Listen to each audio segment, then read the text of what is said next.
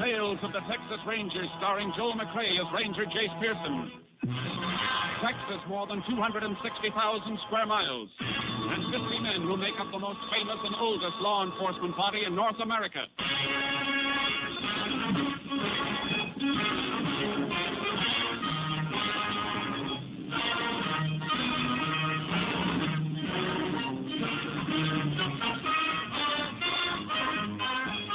Now, from the files of the Texas Rangers come these stories based on fact. Only names, dates, and places are fictitious for obvious reasons.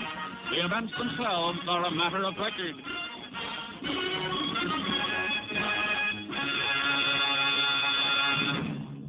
Case for tonight, Sweet Revenge.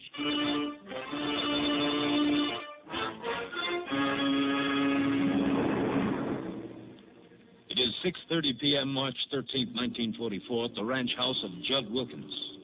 It is raining heavily as Judd and Alva Briggs from a neighboring ranch finish their dinner. Yeah, rain's sure coming down, Judd. Yeah. You're welcome to stay the night here if you want to, Alva. Well, no, thanks. I got to get back to my own place tonight. Told the kid who's been doing my chores over there for the last 3 days I'd meet him in the morning to pay him. I sure appreciate you helping me and Billings vaccinate the cattle. I'm planning on doing the same for you at your place when you're ready. I'll be ready in a couple of days, I reckon.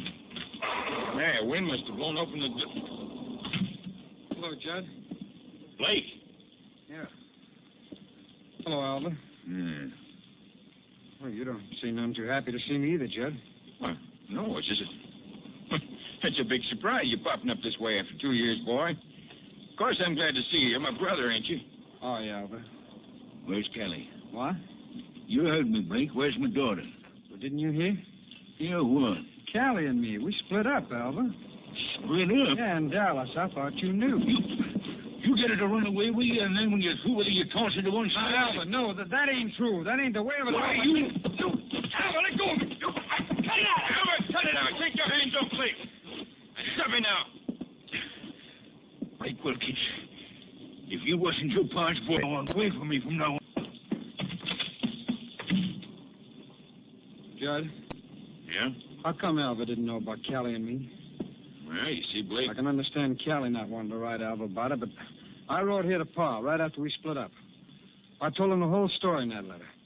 Callie was just using me to get away from home. She left me as soon as she found somebody else who could do her more good. I told all that in my letter to Pa. He and Alva was friends and neighbors. Now, how come Alva didn't know? Pa died last month, Blake. Yeah, I know. That's why I come home, Judd. I ran into a fellow in Lubbock the other day who told me. But Pa wasn't dead when I wrote that letter. I told him I was sorry about everything, that I wanted to come back home if he wanted me to. But I never heard from him, Judd. Why not? Blake, you're making me say something I don't want to say.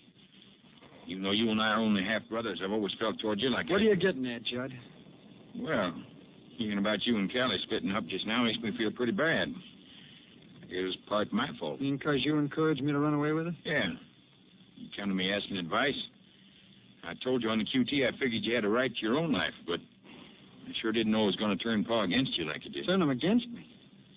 Judd, I want to know what happened to that letter that I wrote Pa. All right, Blake. Pa wouldn't even open your letter, just threw it away. He what? Said he never wanted to see you or hear from you again. Well, Judd, that just doesn't sound like Pa. He just wouldn't say a thing like that about me. I know, boy. It's hard to believe. You and he always used to be so close. Of course, you was his own son. I wasn't, so it's natural for things to Judd, be that are you way. sure that Pa got my letter? Why, of course. I just told you, Blake. All right.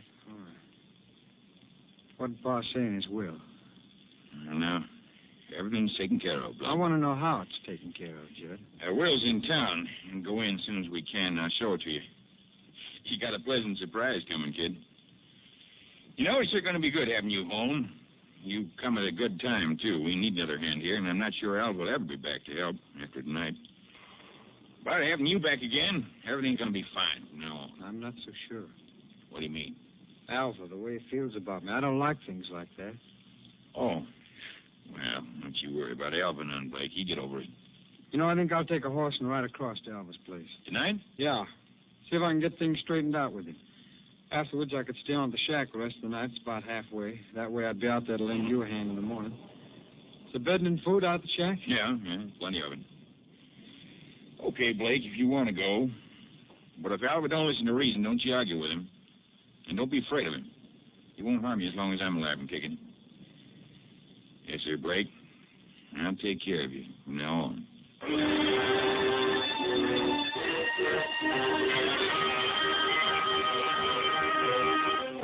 The next morning, Tom Billings, a ranch hand, rode out to the isolated shack on the Wilkins ranch. He discovered the dead body of Blake Wilkins lying in front of the open doorway. Sheriff Hedges was immediately notified and requested help from the Texas Rangers. Ranger Jace Pearson was assigned to the case. Morning, Jace. Howdy, Sheriff. Whoa, Charcoal. Any trouble getting out here? No, pretty heavy going, though. Must have been some rain last night. Good thing you didn't try to come out in your car. You'd have been hub deep in mud halfway. Yeah, that's what I figured. I've already talked to the half-brother, Judd, back at the ranch house. He's pretty broken up. But I figured you'd want to look at the scene of the shooting before you did any questioning. Yeah. You find anything, Sheriff? Yeah, a couple of things. They left the body right where it was, though. Medical examiner's on his way out. Whose horse is that in the corral? I figure it's the one Blake Wilkins rode out here last night. Followed the tracks out here, just one set of them. Any footprints around? Well, couldn't see any. A lot of gravel and rocks around. Yeah. Okay, let's take a look at the body. Lying in front of the open door. Bullet ended over the right eye. The rain must have washed some of the blood away. Bullet came out the back of the head, higher up. That means it was traveling in an upward angle. Yeah, that's right, Jace. Went clear through him and then carried through the shack. Come on inside, I'll show you. You got the bullet here in my pocket. We found it out back. Here it is. What's left of it? Smashed up. I'm afraid it won't help us any. You take a look at the roof, Jace. Back wall over that shelf of provisions. Yeah. That's the bullet hole, all right. Let's go back outside. I'd say Blake was just about your height, Sheriff. Looks like. I want you to stand here beside the body and hold your hand out of the level of your forehead. My forehead? Yeah. That'll represent the approximate height of the bullet when it hit Blake. Yeah, that's it. What are you backing up for, Jace? I'm sightlong your hand on the bullet hole in the roof. I get it. You're trying to figure out where that shot was fired from. Yeah. And it's leading me straight to this old watering trough. Okay, Sheriff. You can take your hand down. You figure the killer was hiding behind the watering trough when he shot Blake? Behind it or in it. Bottom of the trough's split. It doesn't hold any water. Don't see any footprints around. Whoever it was could have walked on this gravel and rocks over to that gully there. And there's water in the bottom of the gully. Well, however he did it, he sure covered his tracks. Guess Blake must have heard a noise outside the shack, come outside, and got shot. Yeah. But I'm wondering what Blake was doing out here at this shack in the first place. Search me. Didn't even know Blake had come home when I got the report of the shooting this morning. About 2 years ago, he and Callie Briggs from the next ranch over ran off to get married. According to Judd, Blake returned home just last night. And made a beeline out to this shack in the rain? Does seem a little peculiar. Come on, let's ride back to the ranch house and see if Blake's half-brother can throw any light on the matter.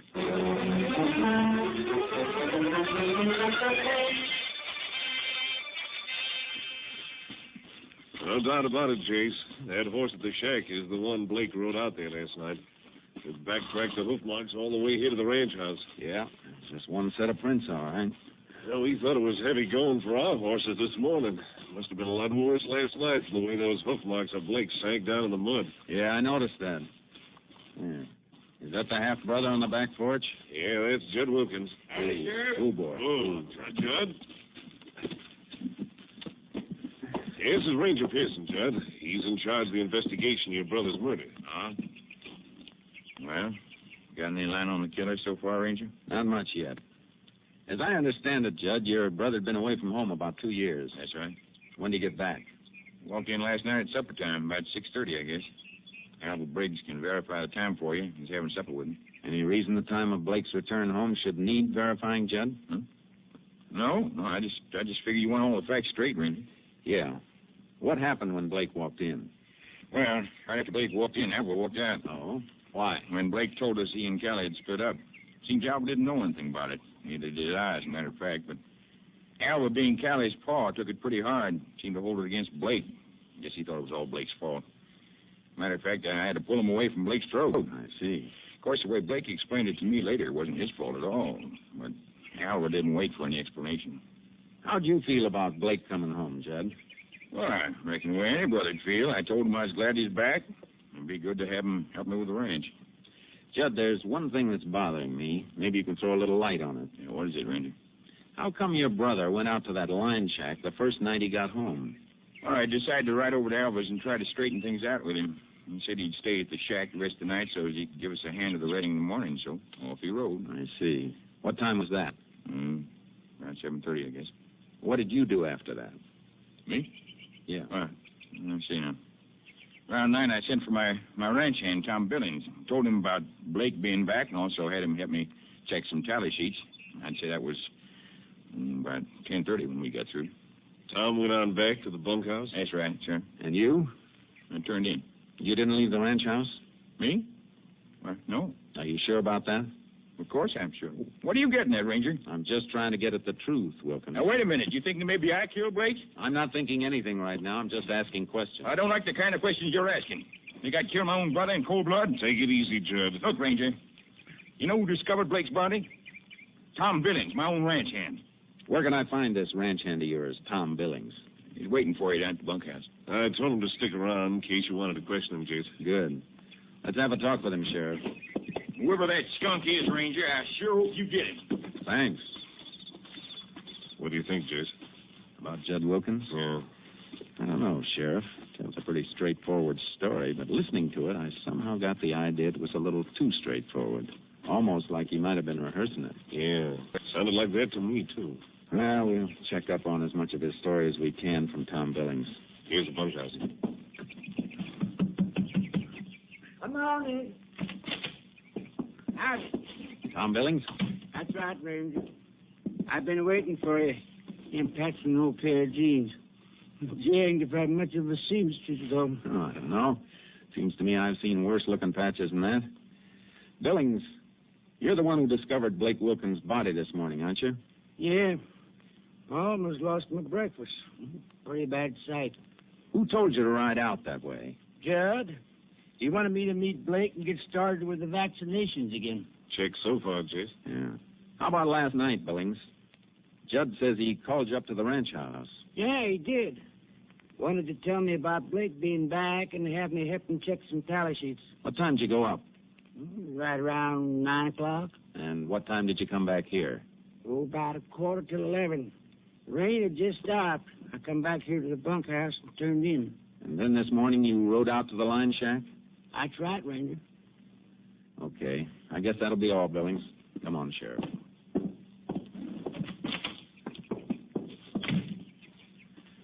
Well, one thing sure, Jace. Judd's time last night is accounted for from 9 till about 11:15. Yeah. Of course, we don't know how much that means until they've completed the autopsy and can tell us the time of death. Yeah. You know, there's another angle to this case you could probably stand looking into. What you're going to say, Sheriff? Alva Briggs. Yeah. According to Judd, Alva was pretty mad at Blake last night when he found out Blake and Callie had split up. We're going to look into that angle right now, Sheriff. Let's take a run over to the Briggs Ranch and have a talk with Alva. See if we can find out just how mad he was at Blake Wilkins.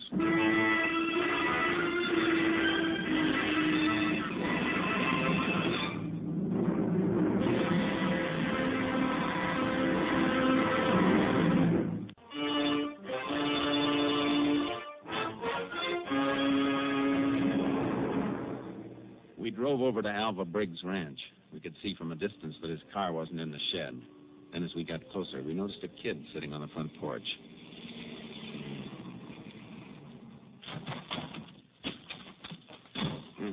Who's that kid over there? Don't know, Chase. Morning. Looking for Alva Briggs. Oh, I thought I'm looking for Senor Briggs, Sheriff. What do you mean? Well, he's nowhere around. He told me to be here this morning and that he would pay me for feeding his chickens and horses. So I come this morning like he told me. I wait, but he don't come. Chase. Yeah. Looks like Alva Briggs got called away all of a sudden. I'm going to put out an all points wanted bulletin on him right now.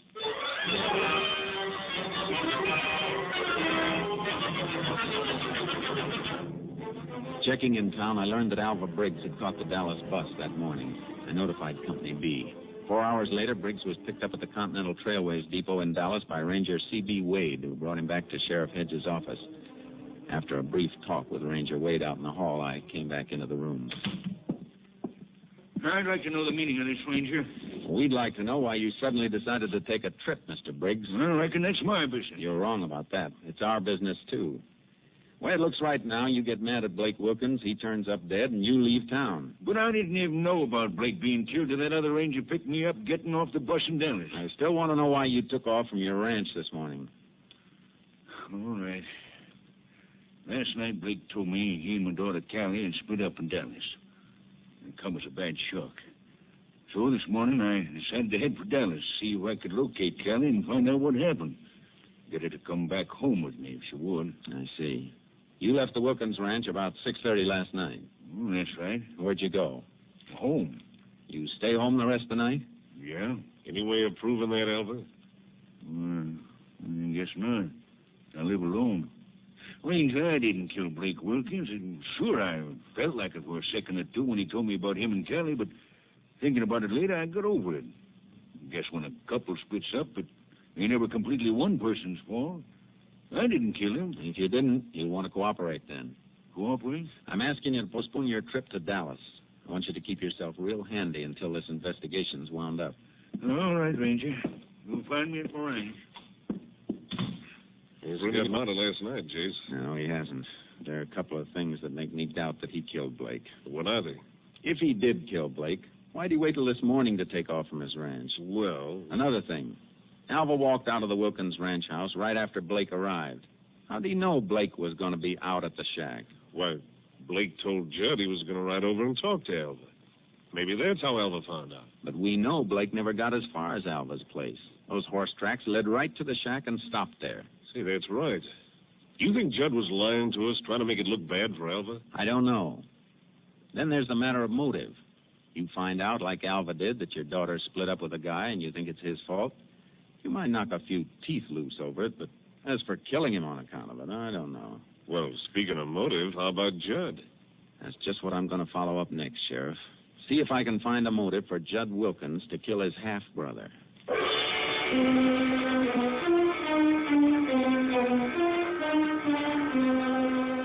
I checked into the background of the Wilkins family and found out about several instances of friction between the brothers. But Judd had always been envious of Blake. That started me thinking about the father's death and his will. The executor of the estate was a lawyer named Sam Farris. Sheriff and I dropped in to see him in his office. Yes, Ranger. The will's in probate, but I'm very familiar with the terms and provisions of it. What are they? It was a sort of a peculiar will. I told old man Wilkins at the time he made it that it might not stand up in court. I had him change it a little, but I'm still not sure it's valid. Of course, it doesn't matter much now, Blake being dead. Incidentally, I suppose you questioned Judd about the shooting? Yeah, I have, Mr. Farris. Why do you ask? Because of the way the will read. Oh? Just how does it read? If Blake returned home of his own accord any time during the probate period, the land, the buildings, and the stock were his. Chase? That's very interesting, Mr. Farris. What provision was made for Judd? He was to get 25% of the profits from the ranch, and if Blake didn't show up before the probate period was up, Judd would get the whole thing. I tried to talk old man Wilkins into setting it up as a trust fund. Boiling it down then, Mr. Farris, if Blake came back of his own accord, the place was his, and Judd, in effect, would be working for him. Well, that's about the size of it. Well, Chase, that should do it, all right. We know Judd was always envious of Blake, so now up pops Blake to take the ranch away from him. Yeah, there's our motive, all right. Mr. Farris, you got a copy of that will? Yes, but I'm afraid I couldn't turn over my copy to you, Ranger. Okay, we'll look over the original at the courthouse, Sheriff. I want to study that will.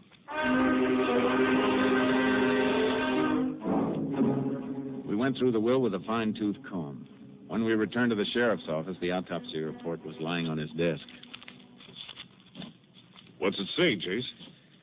We were all set to arrest Judd Wilkins, weren't we? Still are all set, far as I'm concerned. Why? Looks like there's not going to be an arrest. What are you talking about? We just found out Judd Wilkins had plenty of motive for killing Blake. Sheriff, all the motive in the world doesn't do us any good when the facts are against us. You still can't be in two places at once. I don't follow you, Chase. Look, Tom Billings told us he was with Judd at the ranch house the night of the shooting, from about 9 until 11:15. That's right. Wait a minute. You mean that autopsy report? Blake Wilkins was killed at a shack 6 miles from the ranch house. And according to this report, the time of death was somewhere between 9 and 9:30.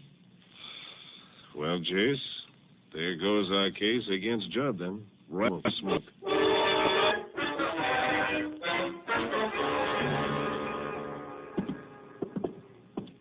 Jace, hanged if I see what good this is doing us. We've gone over this shack just like we did before. You had me hold my hand up again, you sighted along it to the bullet hole in the wall, and we're still no further along than we were. I know it, Sheriff. Only thing I can figure is that we don't have all the facts in the case yet. Maybe somebody else we don't know about shot Blake. I think we've already got all the important facts, Sheriff. Hey, wait a minute. What is it? Take a look at this sugar bowl, Sheriff. It was right under the bullet hole. I don't see anything the matter with it. Now look at the sugar inside it. Nothing the matter with that either. Yeah. Well, that's the point, Sheriff. Huh? You ever see sugar that's had a little water dropped on it? Why, sure, it gets sort of crusty. And stays that way. Yeah, but I... Remember what Tom Billings told us? That the rain stopped about 11:15? Blake was shot between 9 and 9:30. That's right, over an hour before it stopped. Jace. Yeah. A bullet hole over the sugar bowl would have let a few drops of rain on the sugar. But the sugar's dry. And there aren't any water stains on the shelf either.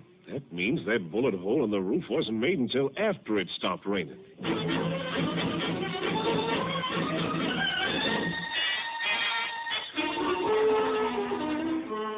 We headed for the ranch house. Judd was nowhere in sight, which suited me fine at the moment. We eased inside the house. I didn't find what I was looking for in the front room, so we went up into the bedroom.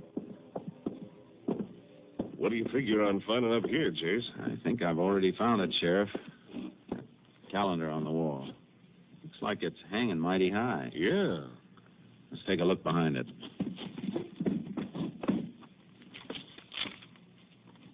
A bullet hole in the wall? Yeah. I got my knife here. I'll dig around it. Yeah, it's in here, all right. Yeah. Here you are, Sheriff. A slug. Well, I'll be. You see? That's where Judd got the idea. He was probably standing on the stairs and shot and killed Blake right here in this room. Then he noticed that the bullet went clear through into this wall. That's why he fired a bullet through the rear of the shack, to make it look like Blake had been killed out there. You mean all the time Tom Billings was downstairs with Judd that night, Blake's body was lying right up here in the bedroom? That's just what I mean. Judd must have shot Blake around 9 o'clock, then called Billings over to the house right afterward as a cover. Then after Billings left at 11:15, Judd cleaned up the room and took the body out to the shack on horseback. I heard the door close. Nobody down there in the living room. Come on, Sheriff. Reckon Judd could have come in without us hearing him? Maybe. Take a look in the kitchen. Yeah, the kitchen's empty, too. Let's look out the back door.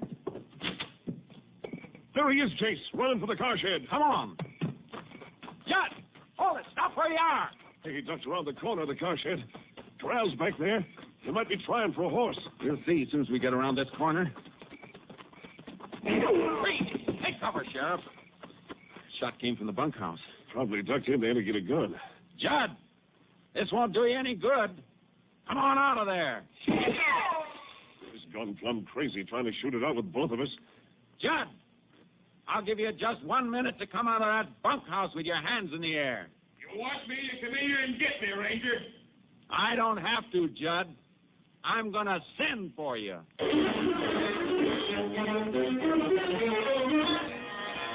I circled around the ranch house in my car in front, got something out of it, and called back to the sheriff. A tear gas bomb. Yeah. This is your last chance, Judd. There's my answer, Ranger. Okay. Here's mine. Hey! Come on, Sheriff. Let's ease up closer. You'll be coming out of that door any minute now. Jigga. Ranger, you... I'll take this side of the door, Sheriff. You take the other. I can't see. I can't see. I'll take that gun. Are you? Good. Oh, my eyes. Yeah, they'll clear up. You're under arrest, Judd. All right. You had a pretty neat scheme figured out, Judd. you got tripped up by a little bowl of sugar. Sugar? Yeah. I'll bet you'll hate that word sugar for the rest of your life. You know, Sheriff, I got a strong hunch that isn't going to be very long.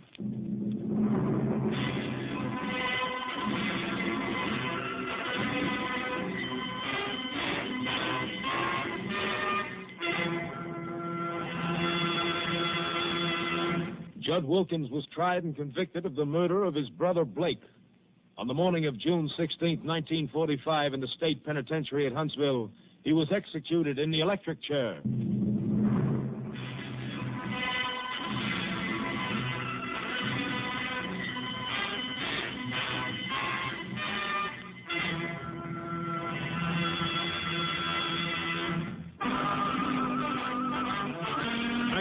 Joel McCrea in another authentic reenactment of a case from the files of the Texas Rangers.